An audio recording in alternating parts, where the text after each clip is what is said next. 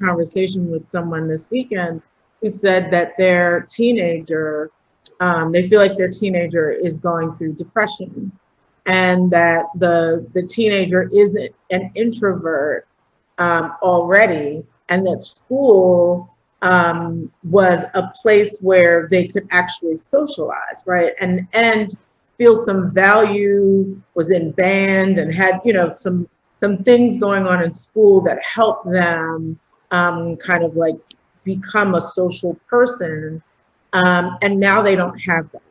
And so now the teenager is like not coming out the room, on video all day, and parents' sense of like, this is not good, right? Like there were some things that helped my child out in the real world, but now pulling back and pulling in, and not kind of like having conversations, not talking, etc. So let's talk about that, parents, and then this issue around the lack of socialization for our children and teenagers.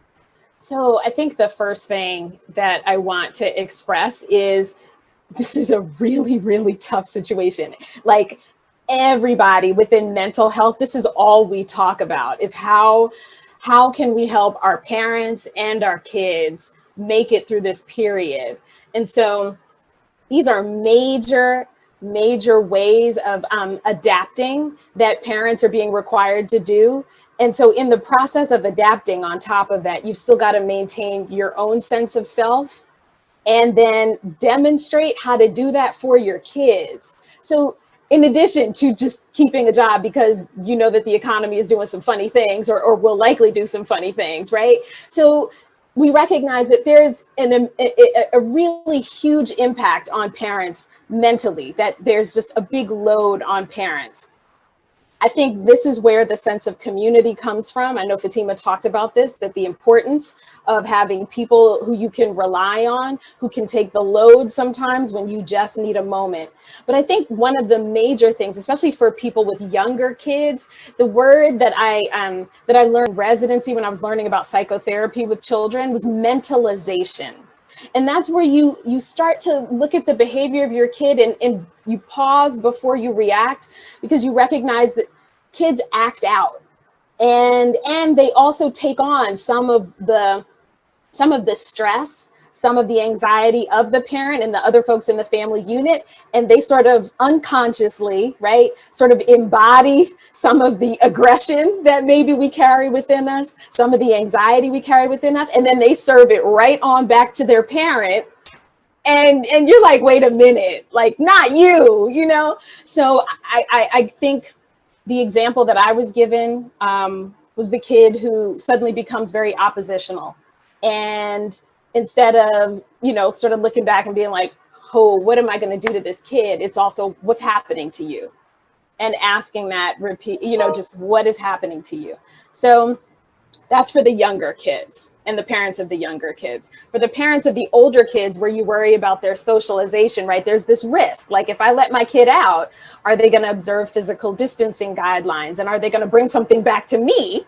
And then what am I going to do as somebody who's over 30? And what's going to happen to my health, right? So I think people are trying to come up with lots of ways for kids to meet virtually and then in person, but in very structured ways. But it's not going to be like it was, not for a while. That's the news, you know? Yeah, you know, I mean, just for me, like, one of the things is also like acknowledging with the child, like I have a 17-year-old, like acknowledging that this sucks, right? And that, you know, this is not what normal should be for you, and you've missed out on a lot, and being able to like say that, and then, you know, keep asking, like, what do you need, right? Like, how can I help through this period? Because I think too often, especially if you're working, like we're all like going at 100 miles an hour, and even in our homes to continue to work, and we may forget that, you know, we know that we're going through a lot, but we may forget that the people around us, and like you said, are like going through a lot, and then bringing it back to us, and they're living off of like the energy that we may have. And so I think it's really important for us to all kind of slow down and acknowledge the people around us and what they too may be going through. And that when the acting out happens, I've noticed a lot of that with the 17-year-old. That's why I'm ready to pack her up and get her off to college. That we slow down and say, hey, this is hard. Well, you know what's interesting? At the March on Washington on Friday, Martin Luther King Jr.'s granddaughter, Yolanda Denise King, did a fiery speech. I've been talking about it since our last episode, but she said something that I think spoke to her generation. She's 12, and I think probably speaks for the little ones all the way to college students. She said that this moment that they've put their young lives on hold, right? And they're in this holding pattern that doesn't have, like what I read, like that she recognized that it's on hold. She also then made a charge, which is we are the masters of selfies in TikTok. We now need to be masters of ourselves. So I do think there's something about these children like getting past this in a way that there are going to be some that actually thrive and excel because of this moment. And I think those that are literally going to struggle through this moment, and how do we actually talk through their ability to use this moment to recognize recognizing they're on hold, and then during that holding pattern, what could we do to sow into our young people in a way that they actually do excel beyond this? In so many ways, I was just going to say this period is going to define them in so many ways. I mean, so it is how they get through this period, but what happens after. But to go a little bit to the parent part of this, I was with my family for a couple of weeks over the summer, and it occurred to me a couple days in that this was the first time that my husband and I had care other than ourselves. Like we had literally been in this foursome moving as a unit for 6 months.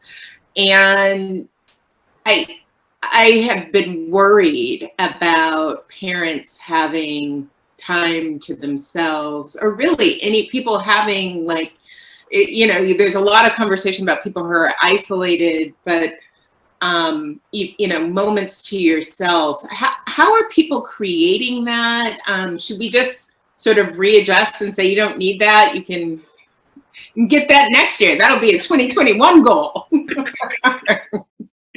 I appreciate that question, because it has come up for me and some of my patients and my friends and my colleagues. People are sort of like, how do I get the time to do these things that I like to do for myself? Depends on the age of the kids, but it's completely reasonable to want to have an hour here and there for yourself to just finish your own thoughts and even take stock of what this period is doing to you, right? So I think for lots of people, that's when they like take a bath, or they'll just say, I need to take a walk. So that they can leave their home, as long as somebody can, be responsible for the kids and their safety, so they're not like out playing by the highway, right? But the idea is that like everybody needs a little bit of time. Some people try to compound it with their exercise regimen, or with even going to the grocery store, even though that can be sort of a stressful experience. But a lot of people are sitting in their cars, y'all. They just take them, they just go sit in their car to gather their thoughts and practice mindfulness. You guys know that I'm a big fan of a good brief meditation to just reset and focus when things are really overwhelming.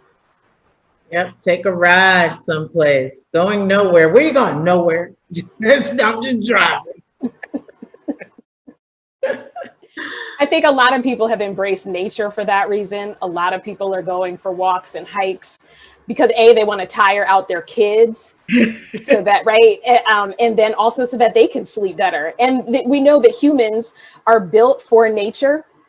So you take your allergy medication and head out, because we need sunlight for our own immunity, right? Our immune systems require vitamin D, we require sunlight, but then also exposure to nature has a regulating effect for your blood pressure. So what I would want to see at the end of this whole period is Black people with healthy blood pressure and healthy glucose metabolism, and of course, mental health. So nature, I think, is a big part of it. Mhm. So the other thing that I know is that, when my kids were in preschool, they used to have a teacher who used to talk about, well, you got to fill your bucket, you got to fill your cup, and doing wonderful things was how he encouraged young people to fill our cups. And for Black women in particular, I always have this image of us having an empty cup and running on it and being like, that's okay, we'll fill it up later. Like, how can we be checking in on each other and our sisters who, Judith started out like, Linda, let's get that. They definitely think I'm the one that's like, she about to break. How should we be checking in? Are there good ways to do it without being like that friend that nobody returns your texts because you're always checking in too hard? So I have a few ways that I've been recommending to people, and people have been suggesting to me. So some people respond better to phone calls over text. Some people will be on the phone call and say, you know what, I miss your face, let's FaceTime. Or let's schedule a Zoom with a few of us. So I did a Zoom with a friend who knows how to cook something that I don't know how to cook. So we did a cooking Zoom. I learned how to make Trinidadian curry chicken. Y'all, you can't say nothing to me. Okay. Authentic. You're like, yeah. Yes, look, I got it from the Trini mouth. You know what I'm saying? So I felt like it was a really good experience. There was some bonding over that. There may have been a little bit of rum involved, a little bit of dark liquor. I feel like our people invented dark liquor for times like this. They also invented the blues because of times like this. But I also think dance is really, really important.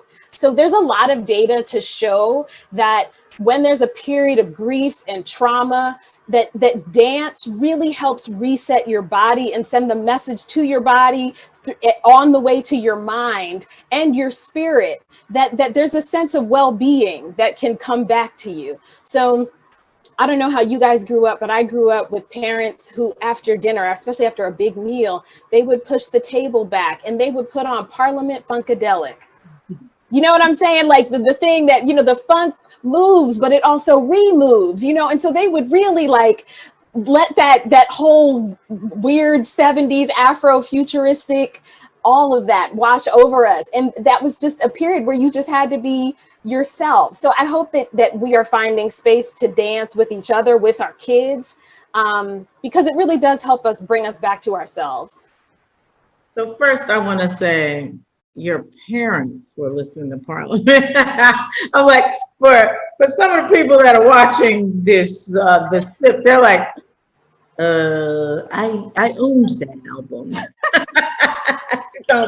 She's talking about her parents. I'm talking about myself. I also went to see them in concert. So during the good old days. So we might be closer in age than you think. So Dr. Glover. So the other thing is, let's be real. We're not seeing an end in sight. And that means the holidays are coming. And Thanksgiving and Christmas and everything else. So how should we be preparing ourselves, mentally and, for a new kind of holiday? It is going to be a new kind of holiday. This is an opportunity for some more radical acceptance. I was talking with my mom about this actually, because she was like, where are we going to have Thanksgiving? And I was like, let alone where, how about who's going to be there? And so there's really, again, these questions about who has the space to be distant. What's the weather going to be like? Can we eat outside? Do we need a heat lamp? Is there a covered porch we can eat at? How long can we be around each other? Because in some ways, right, Just like some people are doing little drive-by graduations and drive-by other kinds of experiences to mark ceremony, to have a ritual, right? So part of culture is the ability to maintain a ritual. So I think we're still going to have to do the quicker visits. It might be a quicker Christmas, a quicker Thanksgiving dinner where we get to sit with each other for a little bit and only a few of us at a time. And we're also going to have to be mindful of our elders' health. Some of the folks who are our same age, some of them have some pre-existing conditions, and we're just seriously going to have to adjust to this state of things. So can I tell you, that's one of the things that's Judith has the sad face. Y'all don't see it because I don't think she's on screen. The holidays is really hard. I mean, my family is very, very small. I mean, I have a bigger family, but like the family, it's my two siblings. None of us are married. None of us have kids. Our parents are deceased. My mother was the only child. My great grandmother was the only child. So we're a very small family. And, we carry on my mother and grandmother's tradition. So Thanksgiving and Christmas are very special to us. Even we go some days very grand, like our Christmases can be very grand, to just our nuclear family. And so we're talking that through, and opening gifts, just FYI, is a huge thing for us. And it's about us watching you open the gift, right? And we go around and you each open one. It takes forever because it is the joy of watching the joy. And so we're like, are we doing online Christmas? I'm like, no, what we're going to do potentially, if it's safe, we're going to fly and quarantine and be at your house to my brother for a month. But yeah, I think it's going to be very hard for the holidays. It is. And we might have to adjust the time that we do it, meaning we might have to, for me, we have a travel ban. I work in healthcare. So if I travel anywhere to a state that is not on the approved list, PS, there's like 3. So if I can't go to any of those places. So if I do, I have to quarantine after I come back for 2 weeks. So this might be something we time. It might not happen on Christmas. It might happen in between Thanksgiving and Christmas. It might be Thanks Christmas. We're going to have to really be thinking out of the box.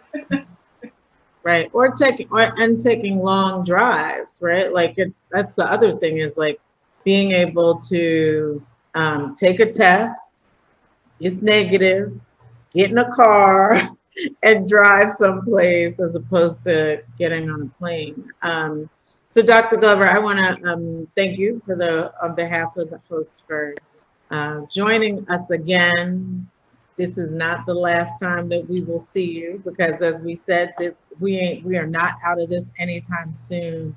And we appreciate you giving us some tools for being able to get through what is a really difficult time. And as you said, unprecedented.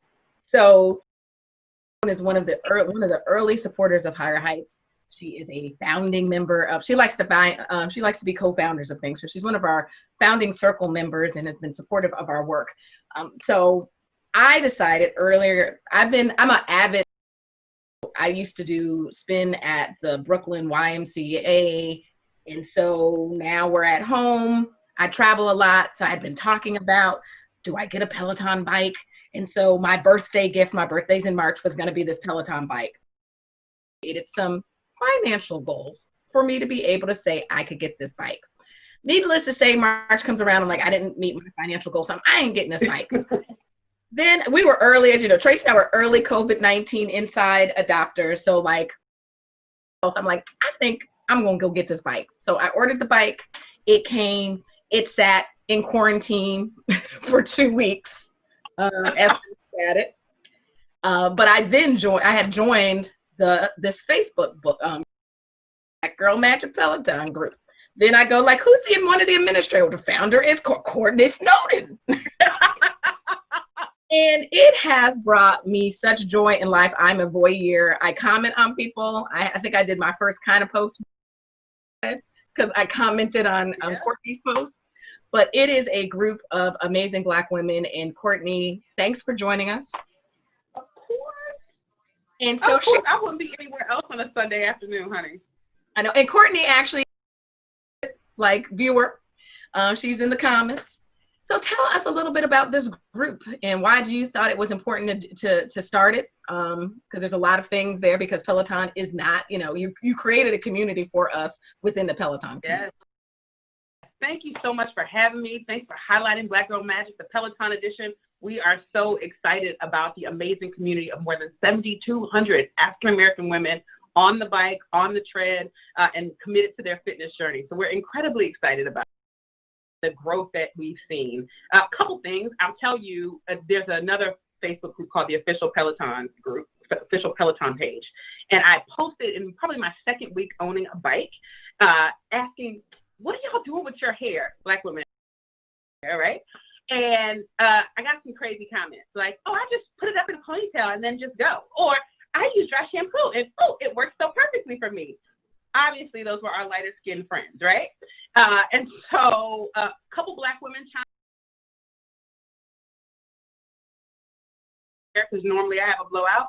And I thought, you know what, we really need a space that is just our own to share, to talk about what's working and what's not, to talk about our hair, but importantly, and to, as we all say, put our masks on first, to straighten each other's crowns and to help make sure we stay consistent and accountable on this fitness journey. I'll say one more word though. Another thing that happened is the Official Peloton page is very diverse, and there are a lot on that page, some of which are grounded in white supremacy and racism. And I got to tell you, I don't have time for that, right? So many of us are in corporate America or in white-led institutions, and we're dealing with it all the time, not to mention that we're dealing with it sort of in the world every day.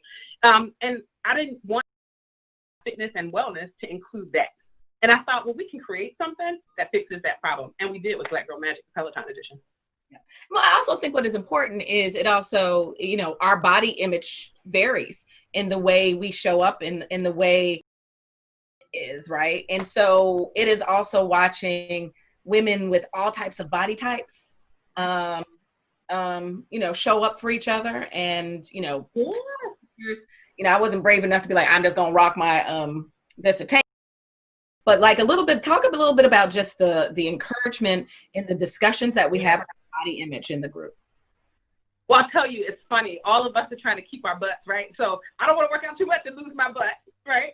And so a lot of what we talk about everyone's individual beauty and what they bring and what body parts they love about themselves. There is a lot of conversation, obviously, about fitness, of which weight loss can sometimes be a product, but not the goal. In this group, people are really focused on getting well and being able to really commit time to themselves, right? I have 2 boys running around my house. My house is a pigsty. I'm cooking 15 meals a day. I am trying to work and get on conference calls all day. And so that bit on the bike is really about, and I think that's been one of the pieces that's been so important for the women in this group. But I think just in terms of also thinking about body image, so many of us have been told that we're fat or too big to exercise or are scared to go to the gym. And I've always been a big girl. You was still a big girl. And I'll tell you, the confidence that so many of our women are getting from being on the bike and having this army of women pushing them to continue to be accountable, to get on that bike and take care of themselves, has been far more important of bad body image or bad picture that we have in our heads of ourselves. And I think that's actually been one of the most prominent pieces of the group. Yeah, I love it. And so I've been a voyeur, even before, like I said, it was in quarantine. My bike was in quarantine. So let me just hit the semi-elephant in the room, which is, it is a major, I wouldn't even call it a major investment because it's a lot of money. But I'm getting ready to say, but we waste a lot of money. So there is a ticket to it, and there's a monthly subscription. But let me break down the numbers for y'all who don't have the bike or the treadmill, or frankly, as Fatima said, there's an app that has literally you can very inexpensive app. There's all of these things that at the end of the day, I had 2 gym memberships that I was not using in 2 states. I was taking class. Last year, I went back to my trainer who helped me lose the weight the first time as an adult. And then I said I would never gain it back. And I've gained it. And so you add all of that in that, yes, it was in quarantine for 2 weeks. And then I slowly got on it once or twice. I have ridden since I've started in the beginning of May, 55 times. That is more times than I have like probably done a spin class in a year. So I will say that it was the biggest investment in me. Yes. I mean, my big thing was I wanted to just write the check and have it done. But at the end of the day, I did go ahead and do, the black, wasn't layaway, but I financed it. Sure. Yeah, it was the best investment. So we have seen an uptick, right, of people. Oh, hugely. So talk a little bit about the uptick. Like literally, women are in the group waiting for their bikes, and then share a little bit for their bikes. How people. Yeah. So a couple things. This is what I'll say. The bike is about $2,200, $2,300, and I don't get paid by Peloton. I'm not in the business of, while we all encourage our friends to purchase bikes because this has become such an amazing community, or get on the app or use Tread if that's what they're into. This was literally one of the best investments I have ever made. I have bags that cost more than this bike. I'll be honest. Okay. And I will tell you, I would that I don't even carry, by the way, anymore. I would much rather have this bike and look on it. It is worth every penny of the investment. But what you get even more than that is the community of women pushing you and supporting you. I'm going to break a rule in the group, so ladies don't get mad at me, but someone posted recently that they didn't have a lot of support at home, that their husband wasn't fitness journey, that they were really down on themselves. And guess what? All these women jumped in the comment to make sure that she knew that there was this army, a group of cheerleaders fighting, pushing, working for her to make sure that she can be accountable. If I don't get on the bike for a couple of days, I get an email from moderators. And let me tell you one important note. This group is not about me. I had the idea to create it. I'm not the first one to have the idea to create it. I was just the first one to follow through on it, right? But there are 4 other women, Robin Redford Williams, Helen Wallace, Letitia Jones, and Michelle, who make this group work. They post monthly challenges. They post a daily question and make sure that people stay engaged. And over the last, I would say, 2 months, we have seen the group grow by almost 50%. It has been, in the last, I think, 2 weeks, 1,500 women have joined us. And let me just tell you about this group of women. We're talking about C-suite execs, elected officials, people who founded organizations like yourself, 7,200 women who are committed to themselves, who have networks that are crazy, and who are focused on making sure that everyone is being successful and is reaching their goals, which I got to tell you, that's unique for me. I have a lot of women like this discussion and said, you want to see women who sharpen each other, women who straighten each other's crowns? Well, you're going to see it on this talk today. But the fact is, this is a group where every single woman signs up for that. It also means we can talk about the issues of the day. George Floyd, we can talk about how lawmakers are not getting their jobs done.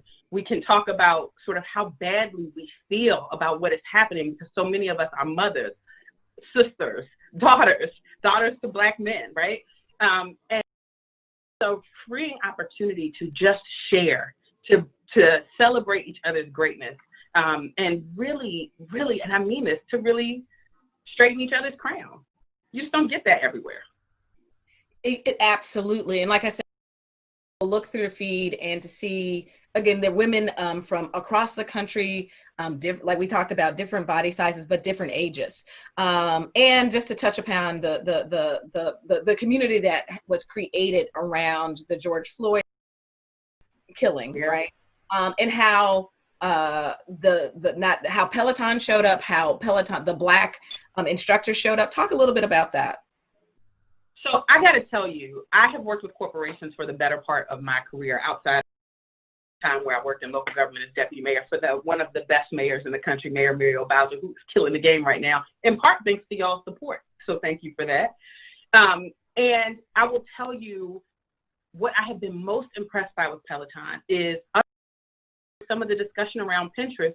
They are living what they say. John Foley, the CEO of Peloton, has been absolutely phenomenal in giving his instructors, the instructors that work for Peloton, many of whom are of color and African American, the freedom to say whatever it is they want. They hosted rides. They hosted a ride on several rides and runs on Juneteenth. Several yoga and meditations focused on our health, our stability, our happiness, and sort of dignity. They have Tunde, who is an African-American instructor who is amazing, hosted a Speak Up ride where right after the murder of George Floyd, where she talked about for all of the Peloton community, what this meant for Black people. And that has been powerful. And of course, they have given a ton of money out and made a bigger commitment to even do more. And I could not be more proud of this company and the commitment they made to our community. And that Speak Up ride, instructors encourage people to take it. And if I remember correctly, because you can ride or run live, or you can do on demand. It had almost 30,000 people ride with her live. That's right. It did. That was big. I cried on that ride. Usually the music, and Sunday said this during the ride, usually the music is there to distract you from the pain of riding, and it can be painful sometimes. But this ride was about making you live in the discomfort and live in the pain. And it was an experience for those of us in Black Girl Magic, I think, that was really powerful. Also for the non-African-American members of Peloton who had an opportunity to think very deeply about what our community has experienced for a long time, but is just coming meaningfully into their consciousness right now. So last question, and before Black Girl Magic is in the comments talking, and one of the members of the group said it's one of the best support systems she's ever had. She's down 23 pounds. Go on with your back. With using minute fasting. Yes, I'm chasing you. Now that I'm committed, starting in May, I am down 8.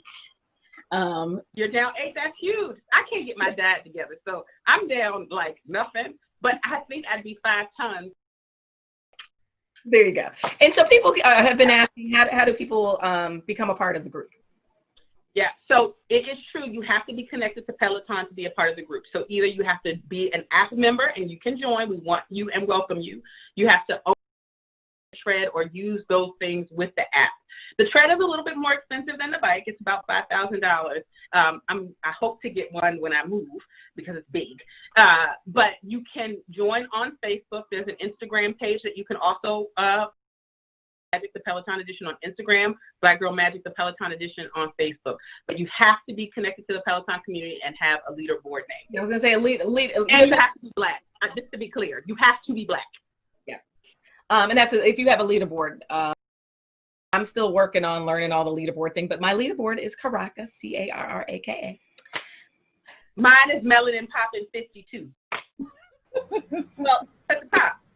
Oh, you can hear Tracy giggling.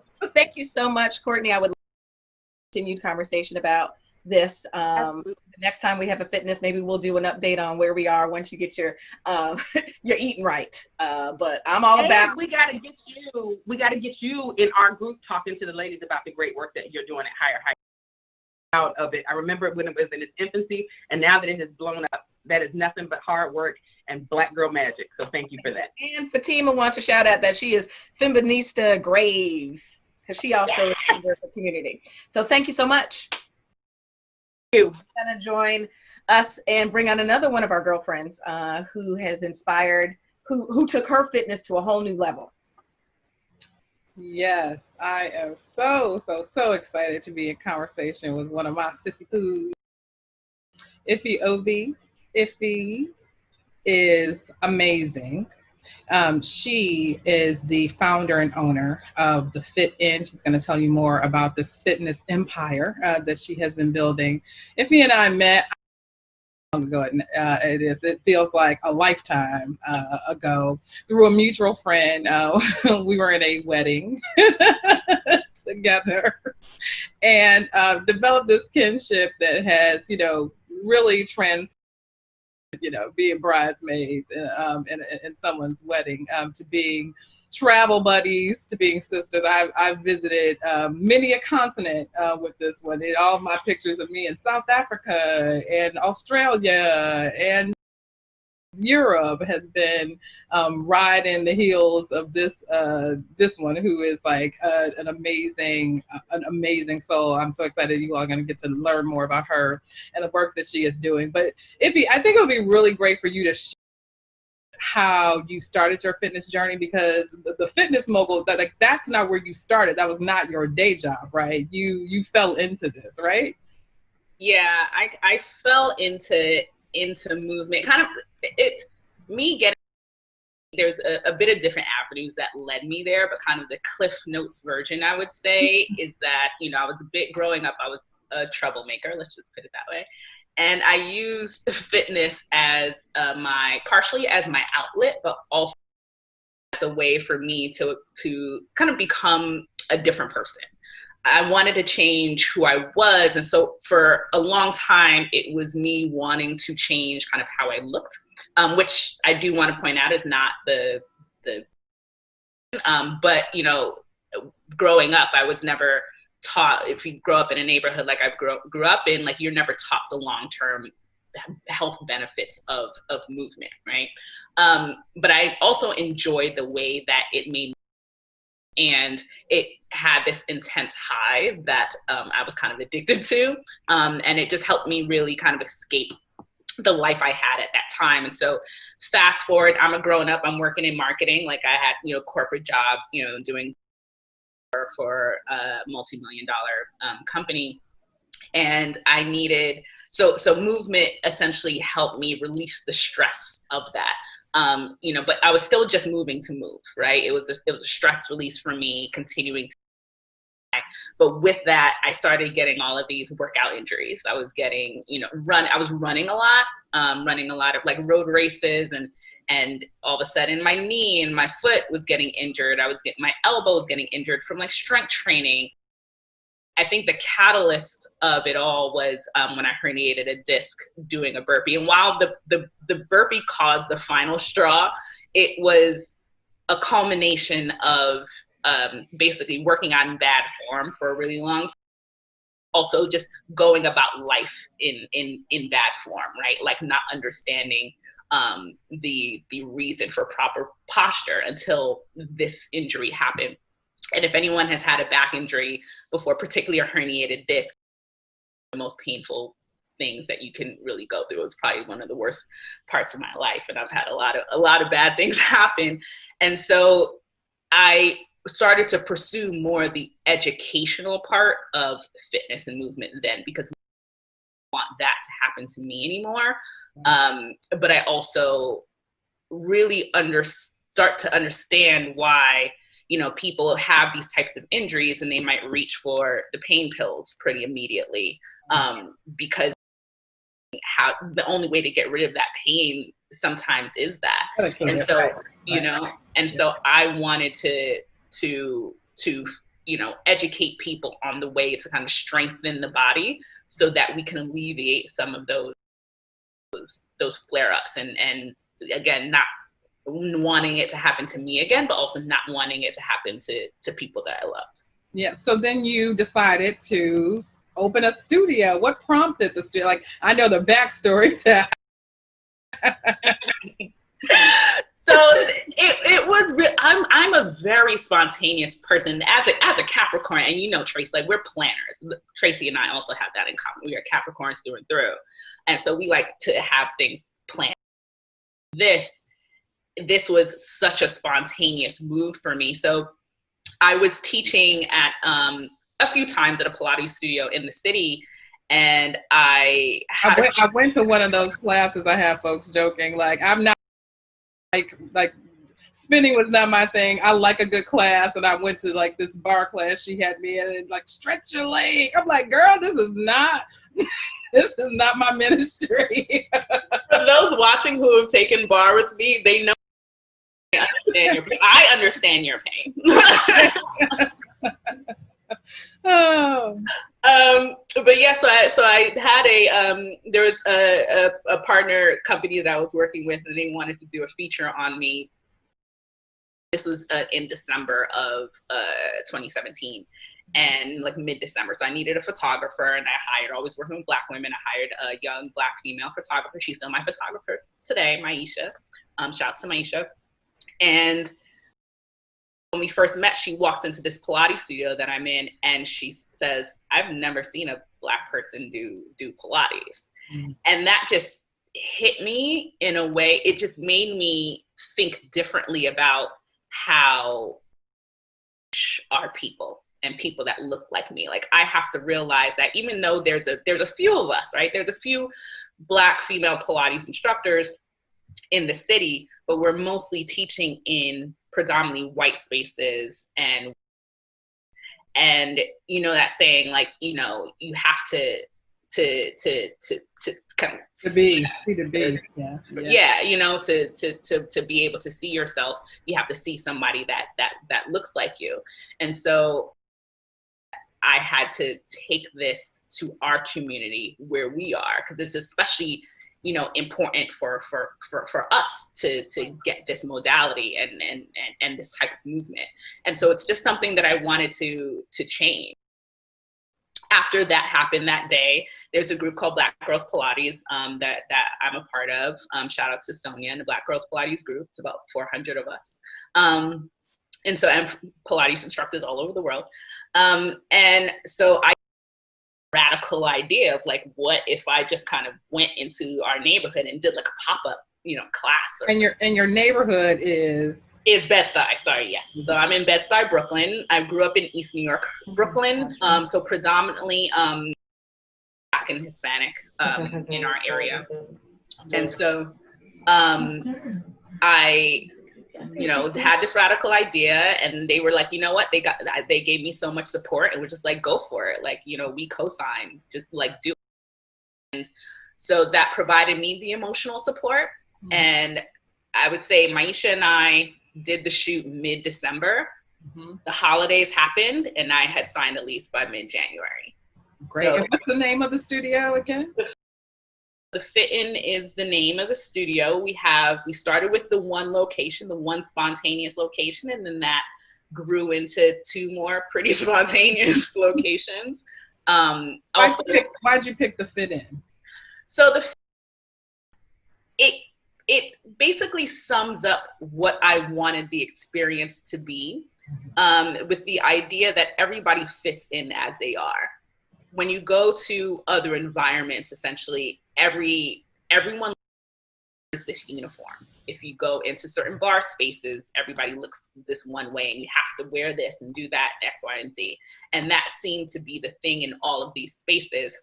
And when everyone walks into a space, when we all walk into spaces, so I challenge a lot of these studios to learn how to deal with all of these different types of people, these different types of personalities, but especially Black women. You know, like, we are, you know, we're different, and that's just always been the stories of our lives. And a lot of these places don't know how to accommodate for us. Right. And so I wanted our space to be a place where anyone can walk in as they are, whoever feel that they fit, like, right in.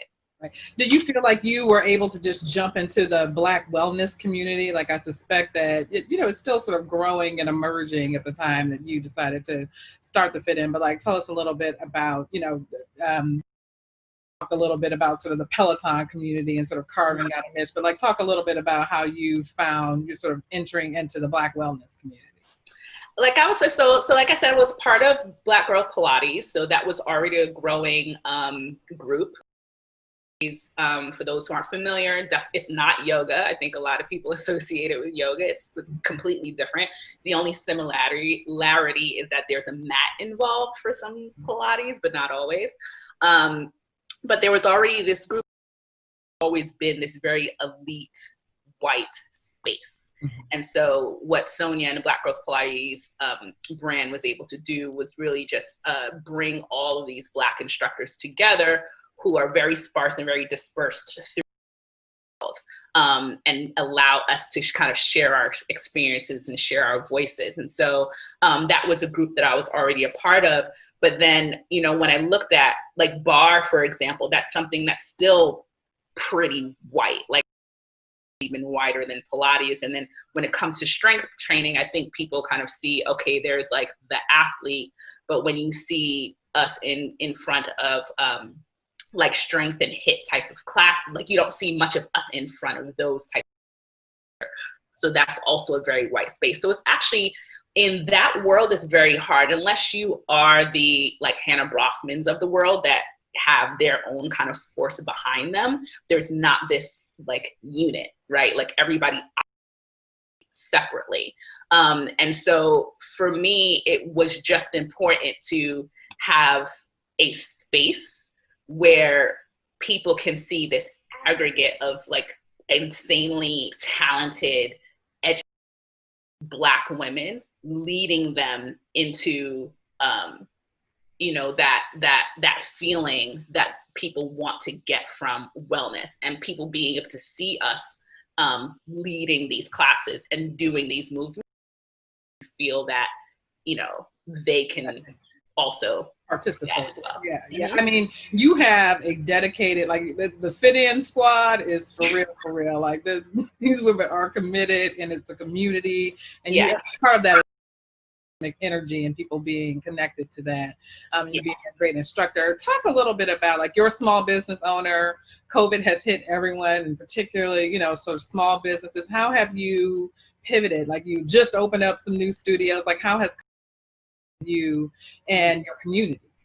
So impacting our business, starting there, like obviously we couldn't have the Fit In is, like you said, it's really about the community and these women getting together and being able to support each other. Courtney was saying, like, the way she's able to do it on the Facebook and digital space, we did it physically. So people came in and people got over the fact that, you know, this isn't about just, this is my social club, this is my group, and this is my crew, and this is where I go to, like, just have my moving meditation and separate from the craziness that's going on.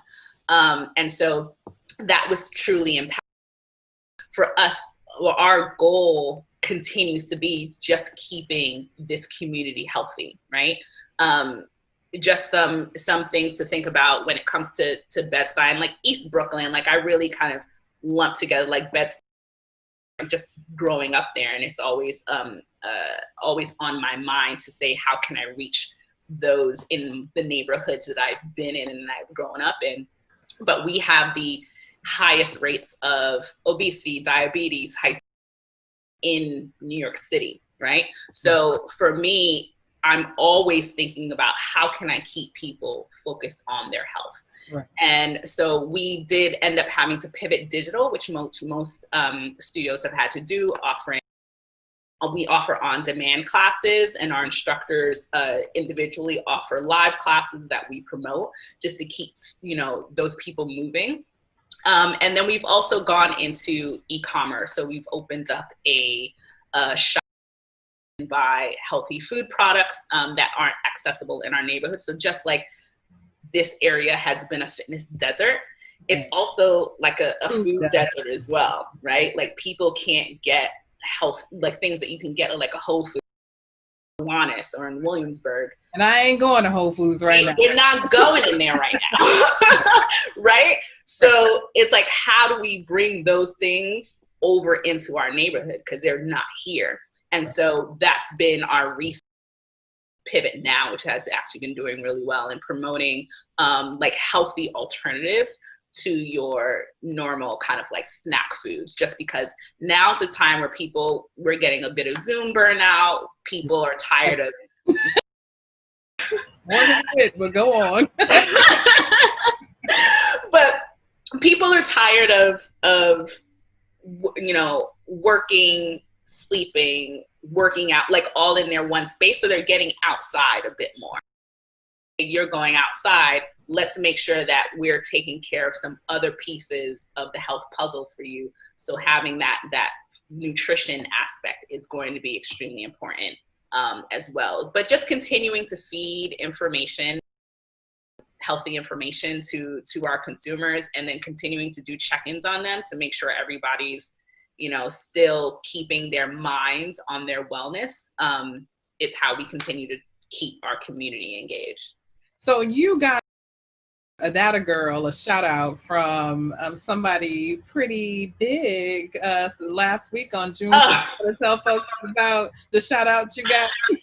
Yeah, so Miss Beyonce posted her website in the Black Parade route, which was actually like a shock to me.